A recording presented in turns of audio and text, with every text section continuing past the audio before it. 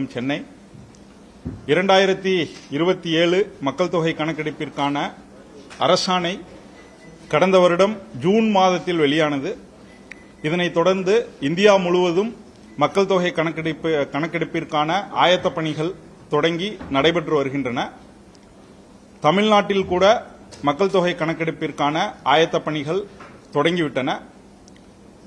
India முழுவதும் 30 லட்சம் பேர் இந்த மக்கள் தொகை கணக்கெடுப்பு பணியில் ஈடுபடுத்தப்பட உள்ளனர்.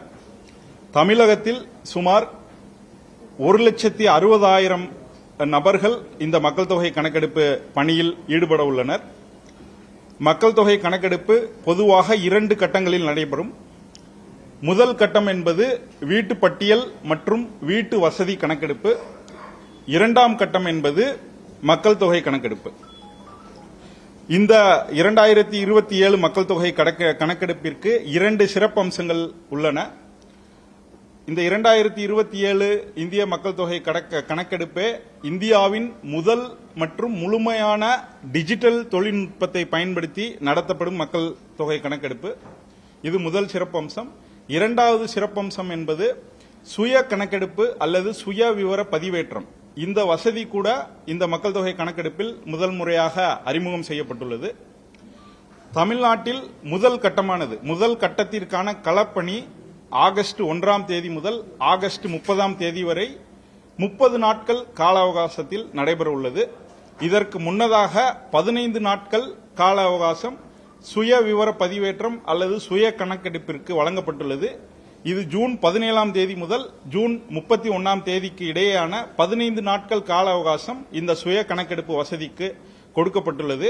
இந்த சுய கணக்கெடுப்பு வசதியின் மூலம் மக்கள் தாங்களாகவே அந்த சுய கணக்கெடுப்பு போர்ட்டல் உள்ளது. அந்த சுய கணக்கெடுப்பு போர்ட்டல் என்பது செல்ஃப் எனுமரேஷன் se.census.gov.in என்ற இணையதளத்தில் அல்லது போர்ட்டல் மூலமாக தங்களது விவரங்களை தாமாகவே பதிவு செய்யறதுக்குண்டான வசதி ஏற்பாடு செய்யப்பட்டுள்ளது. இதுக்கு 15 நாட்கள் கால அவகாசம் மட்டுமே உள்ளது. ஜூலை 31ஆம் தேதி இந்த வசதி முடிந்துவிடும். சோ இந்த 15 நாட்கள் கால அவகாசத்திலே மக்கள் தங்களை பற்றின தகவல்களை இந்த போர்ட்டல் மூலமா சேகரிக்கும்படி வேண்டுகோள் விடுக்கிறேன். சோ இதனைத் தொடர்ந்து களப்பணி என்பது முதல் கட்டத்திற்கான களப்பணி என்பது தமிழகம் முழுவதும் நடைபெற உள்ளது. சோ இந்த ஒரு 30 நாட்கள் கால அவகாசத்தில் கணக்கெடுப்பாளர்கள் தமிழ்நாட்டில் உள்ள அனைத்து வீடுகளுக்கும் சென்று மக்களிடம் 33 கேள்விகளை கேட்க உள்ளனர். இந்த 33 கேள்விகள் என்பது இந்தியா முழுவதும் ஒரே மாதிரியான கேள்விகள். இந்த 33 கேள்விகளை கேட்டு இந்த 33 கேள்விகளுக்கு மக்கள் அளிக்கும் பதில்களை பதிவு செய்து கொள்ள உள்ளனர். சோ அதற்காக மக்கள் அனைவரும் இந்த மக்கள் தொகை கணக்கெடுப்பு களப்பணிக்கு முழு ஒத்துழைப்பை கொடுத்து சரியான மற்றும் முழுமையான தகவல்களை வழங்குமாறு நான் வேண்டுகோள் விடுக்கிறேன். சோ நீங்கள் மக்கள் அளிக்கும் இந்த மக்கள் தொகை கணக்கெடுப்பின் மூலம் நாம் சேகரிக்கும் தகவல்களே நாட்டின் வளர்ச்சிக்கான திட்டமிடலுக்கு உறுதுணையாக அமைய உள்ளது. சோ ஆகவே மக்கள் அனைவரும் தவறாமல் இந்த மக்கள் தொகை கணக்கெடுப்பு பணியில் தங்களுடைய ஒத்துழைப்பை கொடுத்து சரியான தகவல்களை வழங்குமாறு கேட்டுக்கொள்கிறேன்.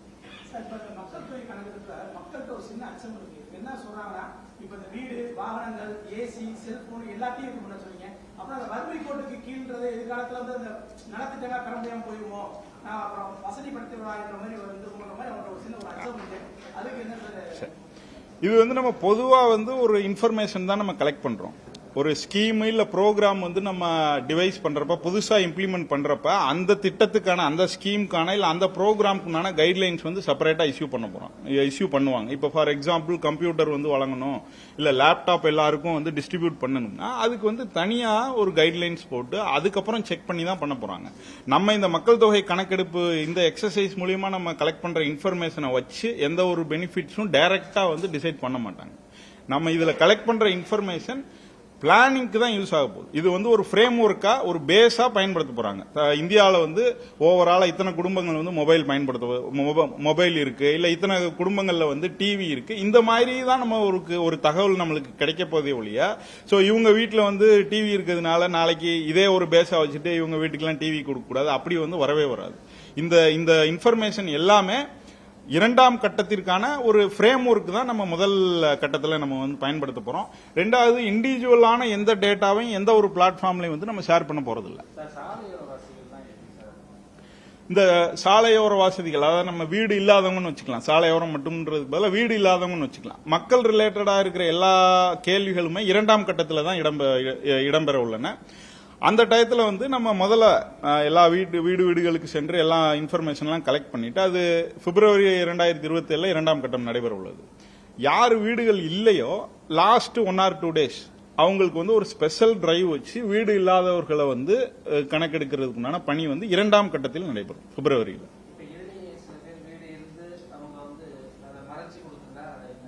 இல்ல இல்ல, நான் ஏற்கனவே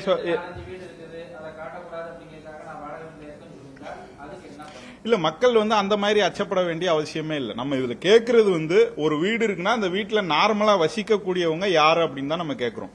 அவங்க வாடகைக்கு இருக்கலாம், இல்ல சொந்த வீடா இருக்கலாம். அந்த வீட்டுல இப்ப இந்த டயத்துல போறப்ப நார்மலா அவங்க அந்த வீட்டுல இருந்தாங்கன்னா அவங்கள பத்தின இந்த சென்ஸ் அவங்கள பத்தின பேசிக்கா ஒரு கொஸ்டின் தான் நம்ம கேட்கிறோம். அந்த குடும்ப தலைவரின் பெயர் அப்படின்னு நம்ம கேட்கிறோம். அப்புறம் வீட்டை பத்தின டீடைல்ஸ் தான் கேட்கிறோம்.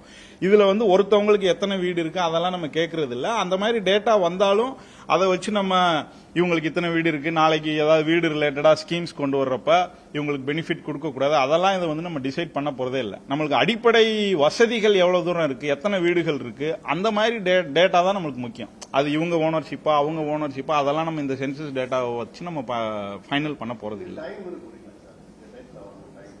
ஆமா, இல்ல டைம்னா அவங்க கணக்கெடுப்பாளர்கள் போறதுக்கு டைம் கேக்குறீங்களா? இல்ல இந்த இல்ல அவங்களுக்கு டைம் இல்ல. இந்த ஆகஸ்ட் 1 முதல் ஆகஸ்ட் 30 வந்து ஒரு கணக்கெடுப்பாளருக்கு நம்ம என்ன சொல்லியிருக்கோம்னா, ஒரு 200 இருந்து 250 வீடுகள் வந்து ஒரு கணக்கெடுப்பாளர்களுக்கு வந்து நீங்க கொடுக்கலாம் அப்படின்னு நம்ம சொல்லியிருக்கோம் கணக்கெடுக்கிறதுக்கு.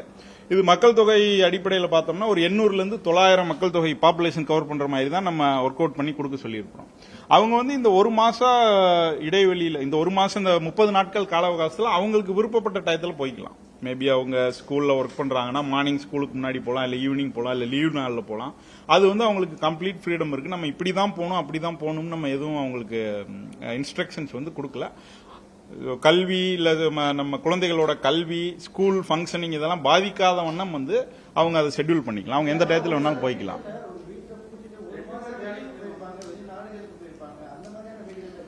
இந்த ஒரு மாச பீரியட்ல வந்து போறப்ப அவங்களுக்கு ஒரு 200 வீடு இருக்குன்னு வச்சுக்கோங்களேன். அந்த 200 வீட்டுக்கு அவங்க போறப்ப சில வீடுகள் வந்து பூட்டப்பட்டிருக்கும், அடைக்கப்பட்டிருக்குன்னா அவங்க அதெல்லாம் ஃபர்ஸ்ட் ரவுண்ட்ல மார்க் பண்ணிக்கிடுவாங்க. இந்த வீடுலாம் லாக்டா இருக்கு, ஃபர்ஸ்ட் டைம் போறப்ப இந்த வீடுலாம் லாக்டா இருக்குன்னு மார்க் பண்ணிக்கிடுவாங்க. அப்புறம் 2வது ரவுண்ட் போவாங்க, ஈவன் 3வது ரவுண்ட் வரைக்கும் கூட போவாங்க. லாக்டா இருக்கிறப்ப என்ன பண்ணுவாங்க, இந்த பக்கத்து அக்கம் பக்கத்துல யார் இருக்காங்களோ அவங்க கிட்ட வந்து சொல்லிட்டு வருவாங்க. முடிஞ்சா அவங்க கிட்ட போன் நம்பர் கூட நம்ம கலெக்ட் பண்ணிக்கிற சொல்லிருக்கோம். அந்த வீட்டுல யார் வசிக்கிறாங்களோ அவங்களோட போன் நம்பர் இருந்தா கொடுங்கன்னு கூட நம்ம வாங்கிட்டு அவங்க கிட்ட கணக்கெடுப்பாளர் வந்து நம்ம பேச சொல்லிருக்கோம். அவங்க பேசிட்டு அவங்க எந்த டயத்துல அவைலபிளா இருக்கிறாங்க, இல்ல ஒருவேளை சாட்டர்டே சண்டே வந்துருவாங்களா, இல்ல ஈவினிங் வந்துருவாங்களா, அந்த மாதிரி கேட்டுட்டு வந்து நம்ம போக சொல்லியிருக்கோம். மொத்தமா வந்து 2-3 டைம் வந்து நம்ம போக சொல்லியிருக்கோம். அந்த 30 நாட்கள் பீரியட்ல வந்து லாக்ட் ஹவுசஸ் இருந்தால் 2-3 டைம் வந்து அட்டம் பண்ணி பார்ப்பாங்க. ஸோ அட்டம் பண்ணி பார்த்துட்டு மோஸ்ட்லி டேட்டா வந்து கலெக்ட் பண்ணிடுவாங்க. போன் வாங்கியாவது கலெக்ட் பண்ணுவாங்க. அவங்கெல்லாம் அங்க வந்து கணக்கெடுக்கப்பட்டிருப்பாங்க. இப்ப இங்க இருந்து வந்து யாரோ ஒருத்தவங்க டெல்லியில போய் வேலை நிமித்தமா வந்து டெல்லியில வந்து அவங்க பணிபுரியுறாங்கன்னா, டெல்லியில இதே மாதிரி நடக்கிறப்ப அவங்க எல்லாம் அங்க வந்து பண்ணிருப்பாங்க, கணக்கெடுத்திருப்பாங்க அவங்கள. இல்ல அதர் நேஷன்ஸ்ல இருக்கிறவங்க கரெக்ட் கரெக்ட். உங்களுக்கு கொஸ்டின் புரியுது. இப்ப நார்மலாவே அவங்க வெளியிலேயே தான் இருக்கிறாங்க, ரொம்ப நாளா அவங்க வெளிநாடுகள்ல தான் இருக்கிறாங்கன்னா அவங்கள வந்து நம்ம இதுல கணக்குல எடுத்துக்கிற மாட்டோம். இது வந்து இந்தியாவில இருக்கிறவங்க மட்டும்தான் நம்ம பாக்குறோம். இந்த டயத்துல இந்தியாவில இருக்கிறவங்க மட்டும்தான்.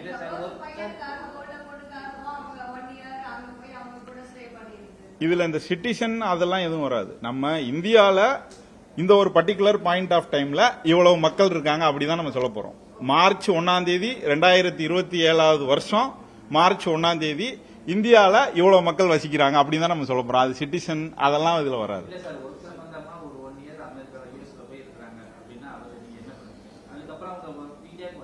நான் தான் சொல்றேன், அது வந்து அந்த சிட்டிசன் அதெல்லாம் நம்ம அப்படி பாத்துக்கிற முடியாது. அவங்க வந்து அங்கதான் இருக்கிறாங்க. இந்த டயத்துல அவங்க இந்தியால இல்ல. அந்த அந்த அந்த பேஸ் வந்து வரவே வர, அதை தான் நான் கிளாரிஃபை பண்றேன். இதை பேஸ் பண்ணி நம்ம எந்த ஒரு ஸ்கீமோ இல்ல ஓட்டிங் ரைட்ஸோ இல்ல சிட்டிசன்ஷிப்போ அதை நம்ம டிசைட் பண்ண போறது இல்ல. இது வந்து ஜஸ்ட் நம்மளுக்கு வந்து ஒரு ரெஃபரன்ஸ் டேட்டாவா இந்தியாவில் இவ்வளவு மக்கள் இருக்கிறாங்க, இவ்வளவு வீடுகள் இருக்கு, இவ்வளவு வசதிகள்லாம் இருக்கு, இதை தெரிஞ்சுக்கிறதுக்கு நாளைய திட்டமிடலுக்கான ஒரு பேஸ் தான் இது.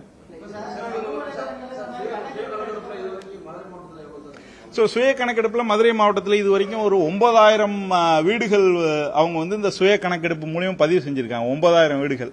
நீங்க தான் இது நல்லா இன்னும் பப்ளிசிட்டி வந்து பண்ணணும்.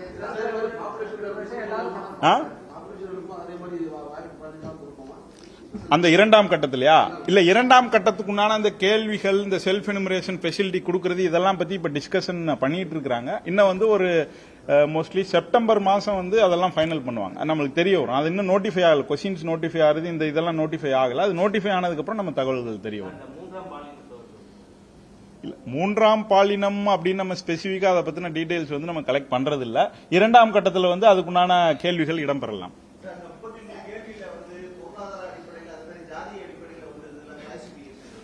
இந்த 33 கேள்வியில ஒரு கொஸ்டின் என்ன இருக்குன்னா, நீங்க அந்த குடும்ப தலைவரின் பெயர் அப்படின்னு ஒரு கொஸ்டின் இருக்கு. அப்புறம் வந்து எஸ்சி பார் எஸ்டி பார் அதர்ஸ்னு ஒரு கேள்வி இருக்கு. அது வந்து ஜஸ்ட் அவங்க சொல்றதை நம்ம டிக் பண்ணிக்கிறோம். எஸ்சி எஸ்டி பார் அதர்ஸ் அப்படின்னு தான் இருக்கு. அதுக்குண்டானது மட்டும் நம்ம இதுல கலெக்ட் பண்ணிக்கிறோம்.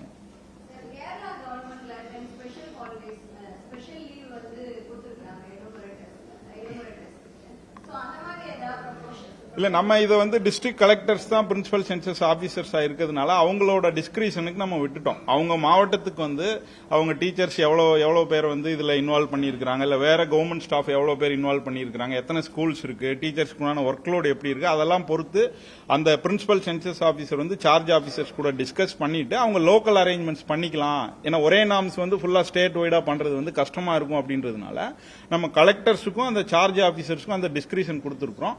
அவங்க எஜுகேஷன் டிபார்ட்மெண்ட் கூட டிஸ்கஸ் பண்ணிட்டு, சோ ஸ்டூடெண்ட்ஸுக்கு வந்து எஜுகேஷன் பாதிக்காதவனும் ஸ்கூல் ஃபங்க்ஷனிங் பாதிக்காதவனும் அவங்க லெவல்ல டிசைட் பண்ணிக்கலாம். இதை பத்தி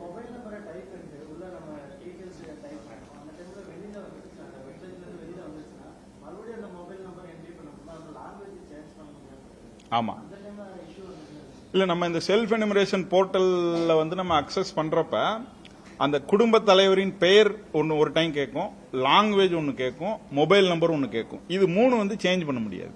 இந்த 3 வந்து ஒன்ஸ் நீங்க என்டர் பண்ணிட்டீங்கன்னா அது வந்து ஃபைனல். அதை வந்து நம்ம சேஞ்ச் பண்ண முடியாது. ரெண்டாவது, நீங்க டீடைல்ஸ் எல்லாம் என்ட்ரி பண்ணதுக்கு அப்புறம் லாஸ்டா வந்து உங்களுக்கு சப்மிட்டுக்கு முன்னாடி வந்து